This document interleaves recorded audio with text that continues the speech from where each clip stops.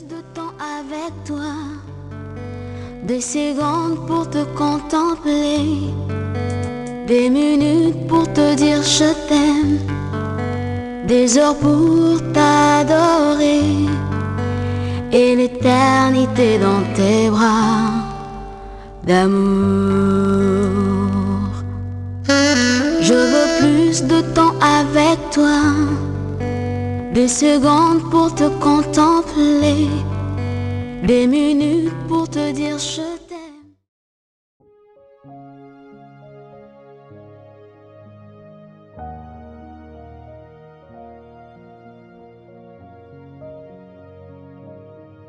Proverbe, chapitre 8. La sagesse n'écrit-elle pas? L'intelligence n'élève-t-elle pas sa voix? C'est au sommet des hauteurs, près de la route. C'est à la croisée des chemins qu'elle se place. À côté des portes, à l'entrée de la ville, à l'intérieur des portes, elle fait entendre ses cris. Homme, c'est à vous que je crie, et ma voix s'adresse au Fils de l'homme. Stupide, apprenez le discernement. Insensé, apprenez l'intelligence. Écoutez, car j'ai de grandes choses à dire, et mes lèvres s'ouvrent pour enseigner ce qui est droit. Car ma bouche proclame la vérité, et mes lèvres ont en horreur le mensonge. Toutes les paroles de ma bouche sont justes, elles n'ont rien de faux ni de détourné. Toutes sont claires pour celui qui est intelligent, et droites pour ceux qui ont trouvé la science. Préférez mes instructions à l'argent, et la science à l'or le plus précieux. Car la sagesse vaut mieux que les perles, elle a plus de valeur que tous les objets de prix. Moi, la sagesse, j'ai pour demeure le discernement, et je possède la science de la réflexion. La crainte de l'Éternel, c'est la haine du mal, l'arrogance et l'orgueil, la voix du mal et la bouche perverse, voilà ce que je hais. Le conseil et le succès m'appartiennent, je suis l'intelligence, la force est à moi. Par moi les rois règnent, et les princes ordonnent ce qui est juste. Par moi gouvernent les chefs, les grands, tous les juges de la terre. J'aime ceux qui m'aiment, et ceux qui me cherchent me trouvent. Avec moi sont la richesse et la gloire, les biens durables et la justice. Mon fruit est meilleur que l'or pur, et mon produit est préférable à l'argent. Je marche dans le chemin de la justice, au milieu des sentiers de la droiture, pour donner des biens à ceux qui m'aiment et pour remplir leurs trésors. L'Éternel m'a créé la première de ses œuvres, avant ses œuvres les plus anciennes. J'ai été établi depuis l'éternité, dès le commencement, avant l'origine de la terre. Je fus enfanté quand il n'y avait point d'abîme, point de source chargée d'eau. Avant que les montagnes soient affermies, avant que les collines existent, je fus enfanté. Il n'avait encore fait ni la terre, ni les campagnes, ni le premier atome de la poussière du monde. Lorsqu'il disposa les cieux, j'étais là.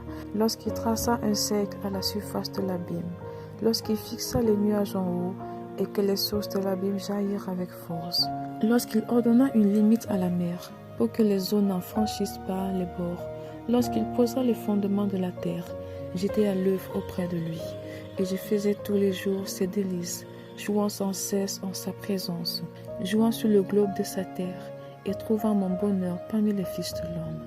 Et maintenant, mes fils, écoutez-moi, et heureux ceux qui observent mes voies. Écoutez l'instruction pour devenir sage. Ne la rejetez pas. Heureux l'homme qui m'écoute, qui veille chaque jour à mes portes, et qui en garde les poteaux. Car celui qui me trouve a trouvé la vie. Car celui qui me trouve a trouvé la vie, et il obtient la faveur de l'Éternel. Mais celui qui pêche contre moi nuit à son âme. Tous ceux qui me haïssent aiment la mort. Amen.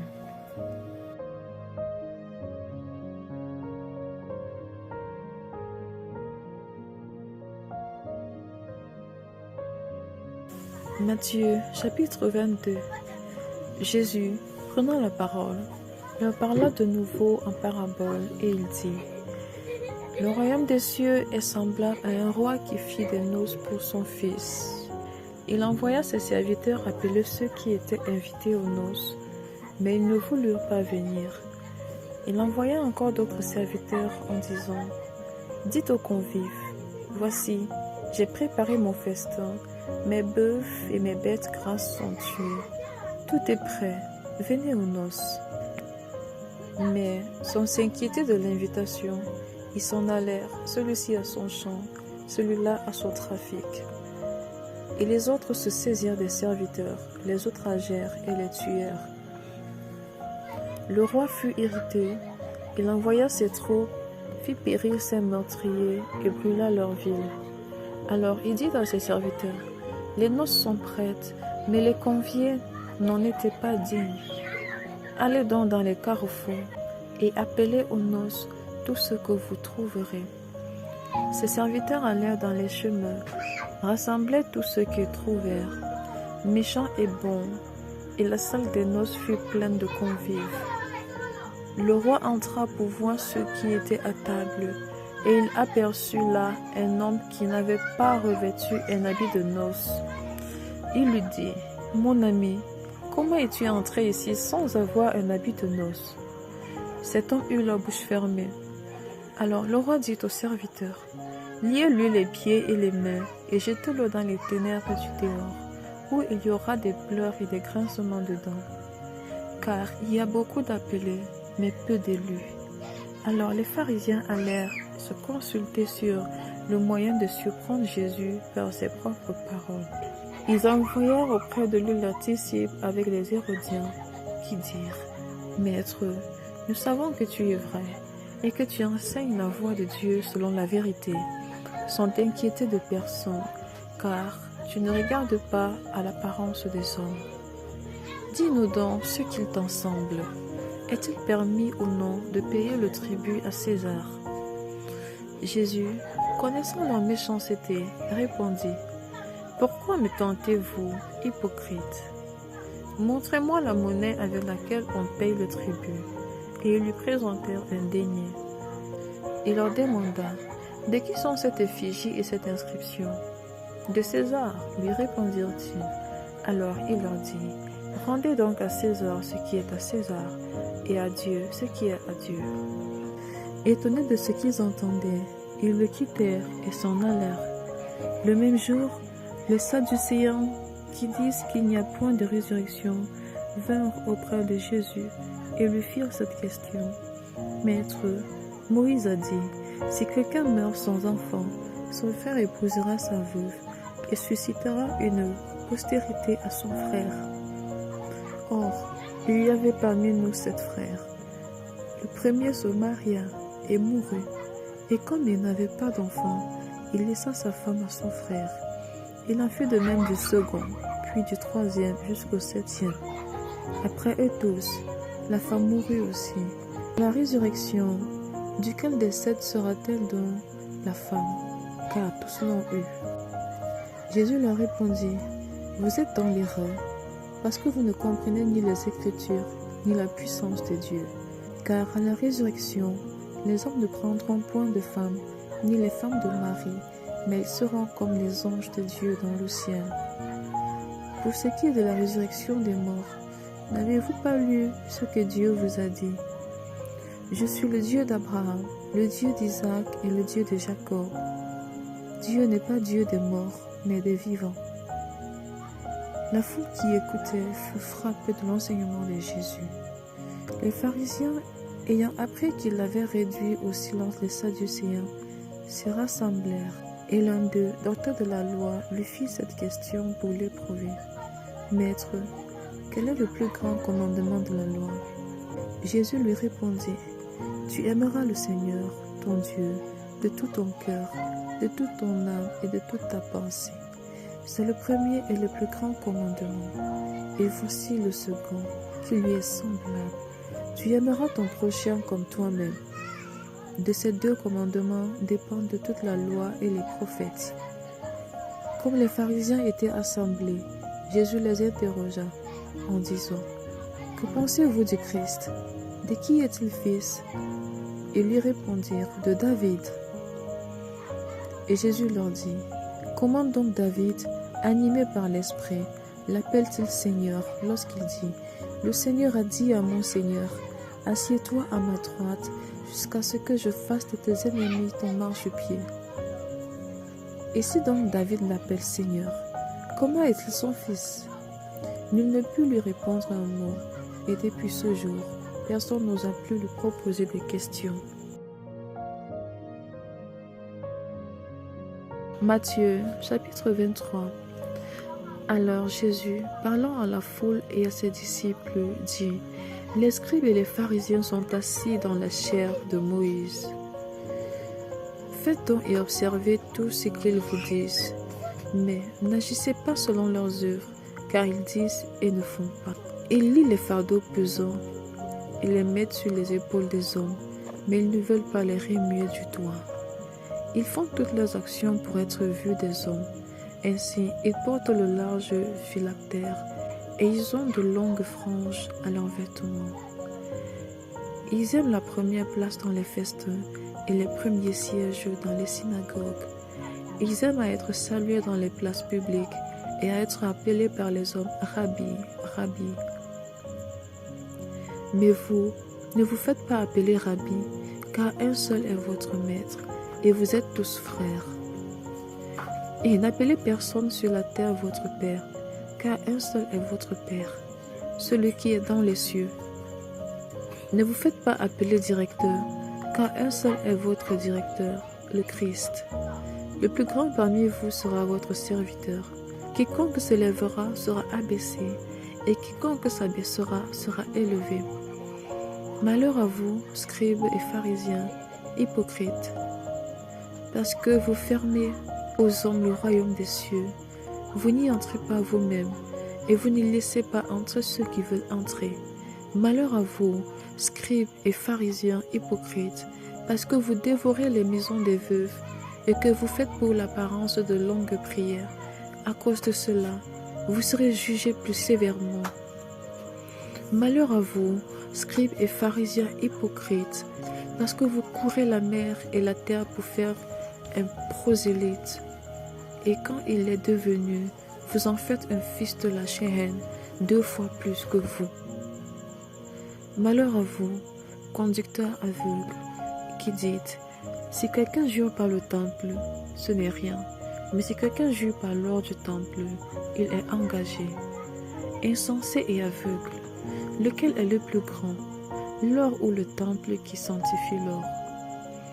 Si quelqu'un, dites-vous encore, jure par l'autel, ce n'est rien, mais si quelqu'un jure par l'offrande qui est sur l'autel, il est engagé. Aveugle, lequel est plus grand, l'offrande ou l'autel qui sanctifie l'offrande? Celui qui jure par l'autel jure par l'autel et par tout ce qui est dessus. Celui qui jure par le temple jure par le temple et par celui qui l'habite. Et celui qui jure par le ciel jure par le trône de Dieu et par celui qui y est assis. Malheur à vous, scribes et pharisiens hypocrites, parce que vous payez la dîme de la menthe et la nette et du cumin, et que vous laissez ce qui est plus important dans la loi, la justice, la miséricorde et la fidélité. C'est là ce qu'il fallait pratiquer, sans négliger les autres choses. Conducteurs aveugles, qui coulaient le moucheron et qui avalaient le chameau. Malheur à vous, scribes et pharisiens hypocrites, parce que vous nettoyez le dehors de la coupe et du plat, et qu'au-dedans, ils sont pleins de rapines et d'intempérance. Pharisiens aveugles, nettoie premièrement l'intérieur de la coupe et du plat, afin que l'extérieur aussi devienne net. Malheur à vous, scribes et pharisiens hypocrites, parce que vous ressemblez à des sépulcres blanchis, qui paraissent beaux au dehors, et qui, au dedans, sont pleins d'ossements de mort et de toute espèce d'impureté. Vous de même, au dehors, vous paraissez juste aux hommes, mais au dedans, vous êtes pleins d'hypocrisie et d'iniquité. Malheur à vous, scribes et pharisiens hypocrites, parce que vous bâtissez les tombeaux des prophètes et ornez les sépulcres des justes, et que vous dites: si nous avions vécu du temps de nos pères, nous ne nous serions pas joints à eux pour répandre le sang des prophètes. Vous témoignez ainsi contre vous-même, que vous êtes les fils de ceux qui ont tué les prophètes. Comblez donc la mesure de vos pères. Serpents, race de vipères, comment échapperez-vous au châtiment de la géhenne? C'est pourquoi, voici, je vous envoie des prophètes, des sages et des scribes. Vous tuerez et crucifierez les uns, vous battrez de verge les autres dans vos synagogues, et vous les persécuterez de ville en ville, afin que retombe sur vous tout le sang innocent répandu sur la terre, depuis le sang d'Abel, le juste, jusqu'au sang de Zacharie, fils de Barachi, que vous avez tué entre le temple et l'autel. Je vous le dis en vérité, tout cela retombera sur cette génération. Jérusalem, Jérusalem, qui tue les prophètes et qui lapide ceux qui te sont envoyés. Combien de fois ai-je voulu rassembler tes enfants, comme une poule rassemble ses poussins sous ses ailes, et vous ne l'avez pas voulu. Voici, votre maison vous sera laissée déserte. Car, je vous le dis, vous ne me verrez plus désormais, jusqu'à ce que vous disiez, béni soit celui qui vient au nom du Seigneur.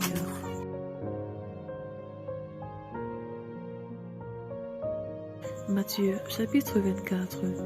Comme Jésus s'en allait, au sortir du temple, ses disciples s'approchèrent pour lui faire remarquer les constructions.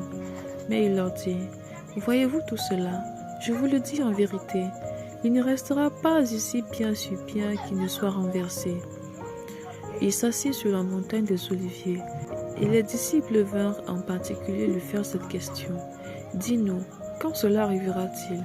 Et quel sera le signe de ton avènement et de la fin du monde? » Jésus leur répondit, « Prenez garde que personne ne vous séduise, car plusieurs viendront sous mon nom, disant, « C'est moi qui suis le Christ. » Et ils séduiront beaucoup de gens. Vous entendrez parler de guerre et de bruit de guerre. Gardez-vous d'être troublés, car il faut que ces choses arrivent, mais ce ne sera pas encore la fin. Une nation s'élèvera contre une nation, et un royaume contre un royaume, et il y aura en divers lieux des famines et des tremblements de terre.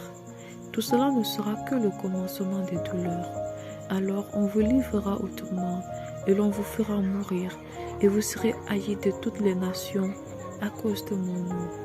Alors aussi plusieurs succomberont, et ils se trahiront, se haïront les uns les autres. Plusieurs faux prophètes s'élèveront et ils séduiront beaucoup de gens. Et parce que l'iniquité se sera accrue, la charité du plus grand nombre se refroidira. Mais celui qui persévérera jusqu'à la fin sera sauvé. Cette bonne nouvelle du royaume sera prêchée dans le monde entier, pour servir de témoignage à toutes les nations. Alors viendra la fin. C'est pourquoi, lorsque vous verrez l'abomination de la désolation dont a parlé le prophète Daniel, établi en lieu saint, que celui qui lit fasse attention. Alors que ceux qui seront en Judée fuient dans les montagnes, que celui qui sera sur le toit ne descende pas pour prendre ce qui est dans sa maison, et que celui qui sera dans les champs ne retourne pas en arrière pour prendre son manteau. Alors aux femmes qui seront enceintes, et à celles qui allaiteront en ces jours-là, priez pour que votre fuite n'arrive pas en hiver, ni un jour de sabbat. Car alors, la détresse sera si grande qu'il n'y en a point eu de pareil depuis le commencement du monde jusqu'à présent, et qu'il n'y en aura jamais. Et si ces jours n'étaient abrégés, personne ne serait sauvé, mais à cause des élus, ces jours seront abrégés. Si quelqu'un vous dit alors, le Christ est ici, ou il est là, ne le croyez pas, car il s'élèvera de faux Christ et de faux prophètes.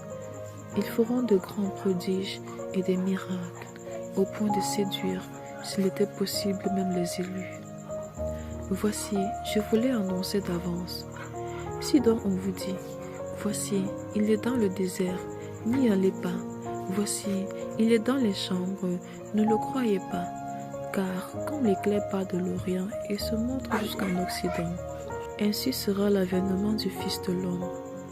En quelque lieu que soit le cadavre, là s'assembleront les aigles.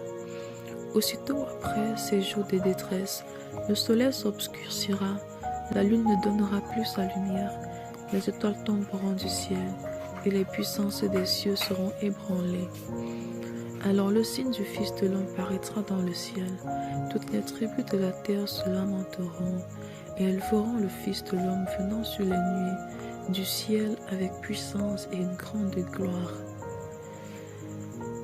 Il enverra ses anges avec la trompette retentissante. Ils rassembleront ses élus des 4 vents, depuis une extrémité des cieux jusqu'à la terre. Instruisez-vous par une comparaison tirée du figuier. Dès que ses branches deviennent tendres et que les feuilles poussent, vous connaissez que l'été est proche. De même, quand vous verrez toutes ces choses, sachez que le Fils de l'homme est proche, à la porte. Je vous le dis en vérité, cette génération ne passera point que tout cela arrive. Le ciel et la terre passeront, mais mes paroles ne passeront point. Pour ce qui est du jour et de l'heure, personne ne le sait, ni les anges des cieux, ni le Fils, mais le Père seul. Ce qui arriva du temps de Noé arrivera de même à l'avènement du Fils de l'homme. Car dans les jours qui précédèrent le déluge, les hommes mangeaient et buvaient, se mariaient et mariaient leurs enfants, jusqu'au jour où Noé entra dans l'arche. Et ils ne se doutèrent de rien, jusqu'à ce que le déluge vint et les emporta tous. Il en sera de même à l'avènement du Fils de l'homme. Alors, de 2 hommes qui seront dans un champ, l'un sera pris et l'autre laissé. De 2 femmes qui moudront en la main, l'une sera prise et l'autre laissée. Veillez donc, puisque vous ne savez pas quel jour votre Seigneur viendra. Sachez-le bien, si le maître de la maison savait à quelle veille de la nuit le voleur doit venir, il veillerait et ne laisserait pas percer sa maison. C'est pourquoi, vous aussi, tenez-vous prêts, car le Fils de l'homme viendra à l'heure où vous n'y penserez pas. Quel est donc le serviteur fidèle et prudent que son maître a établi sur ses gens pour leur donner la nourriture au temps convenable? Heureux ce serviteur que son maître, à son arrivée, trouvera faisant ainsi. Je vous le dis en vérité, il l'établira sur tous ses biens. Mais si c'est un méchant serviteur qui dit en lui-même, mon maître tarde à venir, s'il se met à battre ses compagnons, s'il mange et boit avec les ivrognes, le maître de ce serviteur viendra le jour où il ne s'y attend pas et à l'heure qu'il ne connaît pas. Il le mettra en pièces et lui donnera sa part avec les hypocrites. C'est là qu'il y aura des pleurs et des grincements de dents.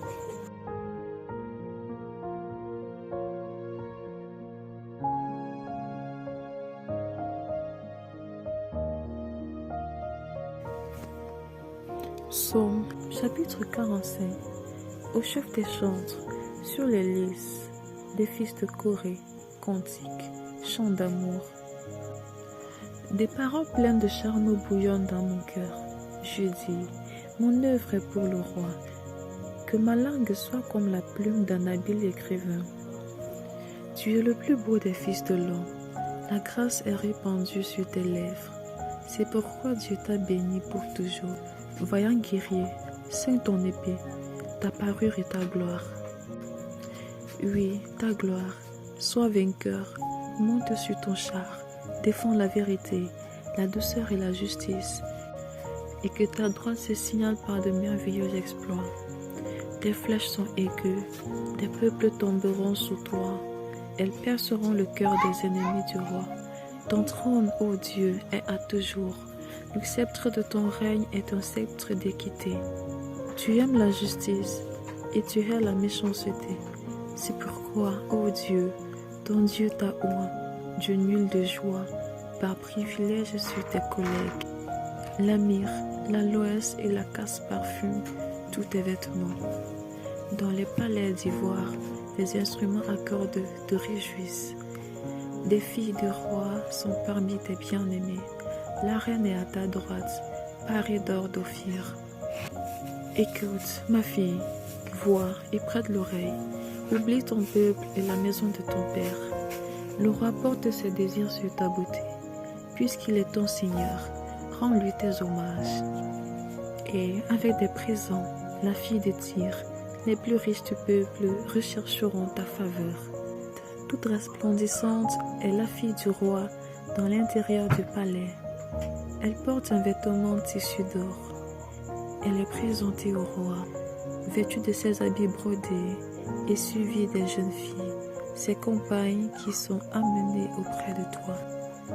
On les introduit au milieu des réjouissances et de l'allégresse. Elles entrent dans le palais du roi. Tes enfants prendront la place de tes pères. Tu les établiras princes dans tout le pays. Je rappellerai ton nom dans tous les âges. Aussi les peuples te loueront éternellement et à jamais. Amen.